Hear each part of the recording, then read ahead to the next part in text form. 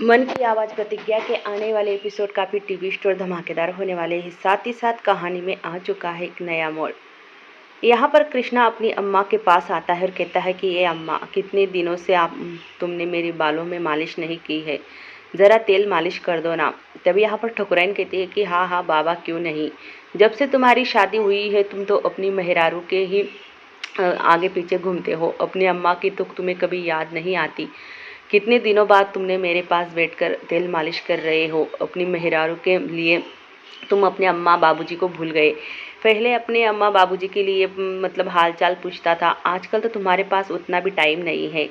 तभी पीए से आती है और कहती है कि अम्मा, खाना तैयार हो चुका है। तभी यहाँ पर ठकुराइन कहती है कि जा मास्टरनी को बुला कर ला खाना लगाने के लिए। तभी यहाँ पर पीए से आती है और प्रतिज्ञा से कहती है कि चलो भाभी, हमें खाना लगाना है और तुम्हें अम्मा ने बुलाया है। प्रतिज्ञा कहती है कि तुम जाओ, मैं आती हूँ। वही दूसरी तरफ अब कोमल की और आरुषि की लड़ाई हो चुकी है घर में टीवी लाने की वजह से। यहाँ पर आरुषि काफ़ी उदास बैठी होती है। उसके पापा उससे पूछते हैं कि क्या हुआ आरुषि।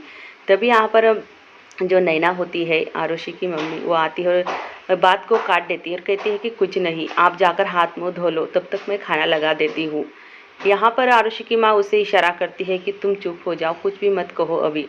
यहाँ पर वैसे ही आदर्श भी वहाँ काम से वापस घर आ जाता है। आदर्श कहता है कि मम्मी, मुझे भी बहुत भूख लगी है, खाना तैयार है ना। तभी उसकी माँ कहती है कि हाँ हाँ बेटा, खाना तैयार है। तभी यहाँ पर आरुषि को बुलाने के लिए खाने मतलब कोमल को बुलाने के लिए आती है नैना। कहती है कि चलो बेटा खाना खा लो, इतनी भी क्या नाराज़गी, घर में तो ऐसे ही छोटे मोटे लड़ाई झगड़े होते रहते हैं। तभी कोमल कहती है कि आप तो आपकी बेटिया की ही साइड लोगी ना, हम तो कुछ ही नहीं लगते ना आपके। मुझे नहीं खाना और ना ही आपका घर का दाना पानी खाना है और ना ही मैं खाऊंगी।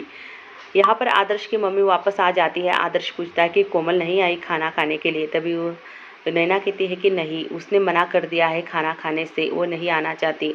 आदर्श कहता है कि क्या बात है, आखिर वो क्यों नहीं आना चाहती, मुझे ही जाकर देखना पड़ेगा कि आखिर वो खाना खाने के लिए क्यों नहीं आ रही है। यहाँ पर आरुषि और कोमल के बीच में जो लड़ाई हुई होती है वो किसी को पता नहीं होती है, मतलब आदर्श को और आदर्श के पापा को। आदर्श आता है और कोमल से पूछता है कि क्या हुआ कोमल, तुम इतनी उदास होकर क्यों बैठी हो और खाना क्यों नहीं खा रही हो, चलो खाना खा लो। कोमल कहती है कि तुम्हारी वो बहन आरुषिया, जब देखो तब तुम्हारा परिवार मुझ पे राशन पानी लेकर चढ़ जाता है।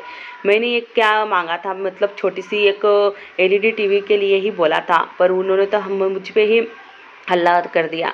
और क्या मैं इतनी सी एक चीज़ भी नहीं ले सकती क्या इस घर में, वो सड़ी पड़ी टीवी है, बस वही बेचकर मैं दूसरी टीवी लाना चाहती थी। पर आरुषिया मुझ पर भड़क पड़ी और मुझे इस घर का तो कोई भी नहीं समझता और ना ही मुझे कोई इज्जत से बात करता है। तभी आदर्श कोमल को लेकर आता है, कहता है कि चलो मेरे साथ।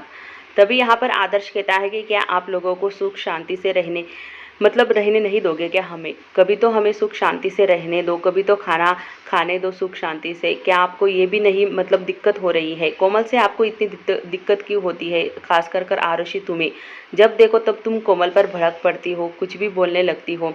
तभी यहाँ पर जो आरुषि होती है कहती है कि भैया मैंने तो ऐसा कुछ भी नहीं कहा, बस टीवी को लेकर बात थी, बस मैंने समझाया कि अभी टीवी की ज़रूरत नहीं है घर में, बस इतना ही। तभी आदर्श जो होता है वो आरुषि को कहता है कि तुम अपनी सलाह अपने पास रखो और हमारे बीच में कभी मत बोलना। ये मिडिल क्लास फैमिली की तरह आप लोग क्यों बिहेव करते हो, जैसे कि हम इतना कमा लेते हैं कि हमारी बीवी और परिवार का ख्याल रख सके। और तुम्हें किसने कहा है कि कोमल के साथ बदतमीजी से बात करने के लिए? यहाँ बात सुनकर आरुषि और आरुषि की मम्मी पापा को काफ़ी बुरा लगता है, क्योंकि आदर्श इतना बदल चुका है अपने मतलब परिवार के लिए। पहले वो कुछ भी करने के लिए तैयार था, अब तो यहाँ पर उसे अपना ही परिवार दुश्मन लगने लगा है और कोमल की साइड लेते हुए वो आरुषि की बेइज्जती करता है, कहता है कि प्लीज़ तुम्हारे आगे हाथ जोड़ता हूँ, हमारे बीच में मत ही पड़ो तो अच्छा होगा। जो कोमल चाहती है वही होगा, और वो टीवी चाहती है ना तो टीवी आएगी घर में, बस तुम चुप रहो। यहाँ पर काफ़ी मतलब घर वाले काफ़ी उदास हो जाते हैं। वही दूसरी तरफ ठकुराइन केसर की इतनी फिक्र करती है, कहती है कि तुम्हें अब तुम्हारे पेट में बच्चा है तो तुम्हें डबल खाना खाना होगा, अपना ध्यान रखना होगा। तुम्हारे लिए मैंने देसी घी में खाना बनाया है तो तुम्हें बहुत अच्छा लगेगा। तभी यहाँ पर जो दादी होती है वो कहती है कि बहू, आजकल तुम तो बहुत फिक्र कर रही हो केसर बहुरिया की। तभी यहाँ पर जो कृष्णा की अम्मा होती है ठकुराइन कहती है कि क्यों ना करे, हमारा पोता जो है इसके पेट में जब तक 9 महीने बच्चा नहीं हो जाता तब तक हम इसकी देखभाल ऐसे ही करते रहेंगे। कृष्णा कहता है कि हमें भी तो कोई खाना दो, पर प्रतिज्ञा जो होती है अपनी ही धुन में होती है, क्योंकि प्रतिज्ञा और कृष्णा के बीच में थोड़ी सी तू तू मैं हो चुकी होती है। यहाँ पर प्रतिज्ञा वही सोच ही रही होती है कि कृष्णा को कौन सा काम मिलेगा और वो कौन सा काम करेगा या नहीं भी। तब यहाँ पर ठकुराइन प्रतिज्ञा पर चिल्लाती और कहती है कि मास्टरनी तुम कौन से ख्यालों में खोई हुई हो, तुम्हारे बाबा तुमसे कब से खाना मांग रहा है, तुम दे क्यों नहीं रही हो। तभी प्रतिज्ञा का ध्यान भटकता है और वो देखती है कि उसे सिर्फ पापड़ ही मिला है, तो वो खाना परोसती है कृष्णा को।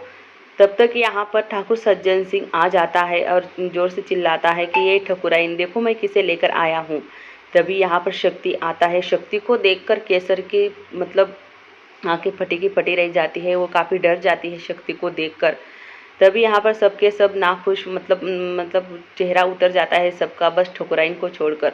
ठकुराइन इतनी खुश हो जाती है जैसे कि इसका बेटा 4 धाम यात्रा करके वापस घर आया है। तभी ठाकुर सज्जन सिंह कहता है कि देखो ठकुराइन तुम्हारे बेटे को हम घर लेकर आए हैं। ठकुराइन कहती है कि रुक रुक शक्तिया, वहीं पर रुक, मेरा बेटा इतने दिनों से घर आया है तो उसकी आरती उसे जो नज़र लगी होगी वो उतार देते हैं। तभी यहाँ पर ठकुराइन जो होती है आरती का थाल लेकर शक्ति के पास खड़ी हो जाती है और आरती उतारती है और केसर से कहती है कि ये केसर बहुरिया तुम भी आओ ना कि शक्ति की आरती कर लो। तभी यहाँ पर केसर जो होती है वो देखती है और यहाँ पर मना कर देती है। केसर बिना कहे ही समझ जाते हैं लोग कि केसर नहीं चाहती शक्ति की आरती उतारना। केसर के गुस्से भरी नज़रों से शक्ति की तरफ देखती है। तभी शक्ति कहता है कि अम्मा वो काहे उतारेगी हमारी आरती, लाओ पूजा की थाल, मैं ही उसकी आरती उतार देता हूँ। अब तो मैं घर आ चुका हूँ ना, ऐसी आरती उतारूंगा ना तो आप भी देखते रह जाओगे। यहाँ पर शक्ति जो होता है पूजा की थाल लेकर केसर के पास जाता है। तभी यहाँ पर ठाकुर सज्जन सिंह कहता है कि अब इसका कटरा नरेश का ड्रामा शुरू होगा, ये कभी सुधरेगा नहीं। तब यहाँ पर शक्ति केसर के पास जो चेयर होती है उस पर बैठता है और शक्ति केसर से कहता है कि आजकल मैंने सुना है तुम बहुत भागने लगी हो, तुम भागकर घर से चली गई थी ना, वापस कैसे आ गई? मैंने तो तुम्हारा पूरा बंदोबस्त कर दिया था, फिर तुम भी कैसे बच जाती हो मुझे समझ में नहीं आता। कब्र में ऐसा दफनाया था कि वहाँ से निकलना नामुमकिन था, फिर भी तुम बच के वहाँ से चली आई। कितनी बार बचोगी? देख मैं तुम्हारा क्या हर्ष करता हूँ।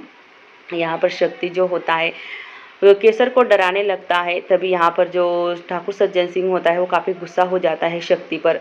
शक्ति कहता है कि देख लो अब मैं आ चुका हूँ ना, देख तुम्हारे साथ क्या क्या होता है। यहाँ पर ठाकुर सज्जन सिंह शक्ति के पीछे खड़ा होता है और उसे उठाता है वहाँ से, कहता है कि ये नटरा करेश बेल बुद्धि, तुम्हारी बुद्धि में कुछ जाता है या नहीं? तुम्हें वहीं पर सड़ने देना चाहिए था मुझे, तुम्हें घर लेकर आया इसी वजह से मेरा गुनाह हुआ। अगर आइंदा से तूने शक्ति बहू पर हाथ उठाया तो ये तेरा हाथ है ना तोड़ मोड़ कर फेंक दूंगा। तू साला जिंदगी भर जेल की हवालात के पीछे ही रहेगा, तुम्हें वही रहने देना चाहिए था, इसी लायक हो तुम। तुम्हारी बेल बुद्धि में कुछ जाता है या नहीं? जब देखो तब मारने मारने की बातें करते रहते हो। और केसर बहुरिया के ऊपर हाथ उठाया तो ये हाथ नहीं ना, हाथ निकाल कर फेंक देंगे। समझ में आया ना मेरी बात को? तभी यहाँ पर जो शक्ति होता है वो अपनी अम्मा के पैर छूता है। तभी यहाँ पर जो ठाकुर सज्जन सिंह होता है वो कहता है कि तुम्हारी अम्मा के तो तुमने पैर छू लिए, आशीर्वाद ले लिए, जरा हमारी अम्मा के भी छू ले।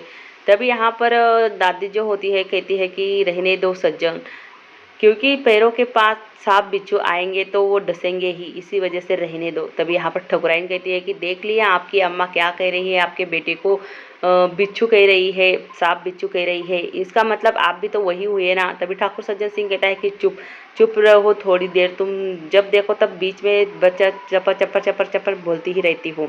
यहाँ पर ठाकुर सज्जन सिंह कहता है अपनी अम्मा से कि ये अम्मा जब बोलती हो जहरी उगलती हो, जरा अच्छे से बोल लिया करो ना। तभी यहाँ पर शक्ति कृष्णा से कहता है कि बाबा मुझे तो ऐसा लगता है कि तुम भी खुश नहीं हो मुझे देखकर।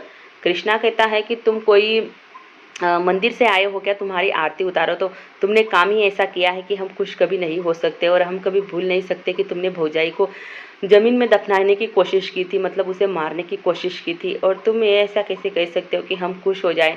हम तो कभी खुश नहीं होंगे क्योंकि तुमने कांड ही ऐसे किए हैं। तभी यहाँ पर जो शक्ति होता है वो कहता है कि जेल में तो गुंडा मवाली थे, वहाँ पर तो हमारे कम दुश्मन थे, उससे ज़्यादा तो घर में ही हमारे दुश्मन है। यहाँ पर शक्ति प्रतिज्ञा की तरफ देखता है और जो पूजा की थाल रखी होती है उसे ज़ोर से हाथ मारता है। जैसे ही वो हाथ मारता है, दिए की जो जोत होती है वो प्रतिज्ञा के हाथ पर जाकर लगती है। प्रतिज्ञा को काफ़ी तकलीफ होती है। ये देखकर कृष्णा काफ़ी गुस्सा हो जाता है। यहाँ पर केसर उसका हाथ पकड़ लेती है प्रतिज्ञा का और देखने लगती है कि कहाँ पर जला है। तभी यहाँ पर कृष्णा देखकर प्रतिज्ञा की तरफ उससे भी खून खोल उठता है और वो शक्ति से कहता है कि शक्ति भैया, ये आपने ठीक नहीं किया, जानबूझकर किया है ना। तभी यहाँ पर जो शक्ति होता है कि क्या कर लोगे तुम, अब मुझे मारोगे अपनी बीबी के लिए, अब मार लो। तभी यहाँ पर जो ठाकुर सज्जन सिंह होता है वो कहता है कि अब तुम दोनों की महायुद्ध चालू हो गई। महाभारत जैसे ही घर में आए नहीं, महाभारत शुरू हो गई। यह मतलब एक दिन भी चैन से नहीं रहने दोगे तुम दोनों, चलो जाओ यहाँ से। यहाँ पर ठाकुर सज्जन सिंह शक्ति को अपने रूम में भेज देता है और कहता है कि जाओ यहाँ से, नहीं तो मेरा जूता निकालूंगा मैं। और कृष्णा को भी कहता है कि तुम भी जाओ यहाँ से।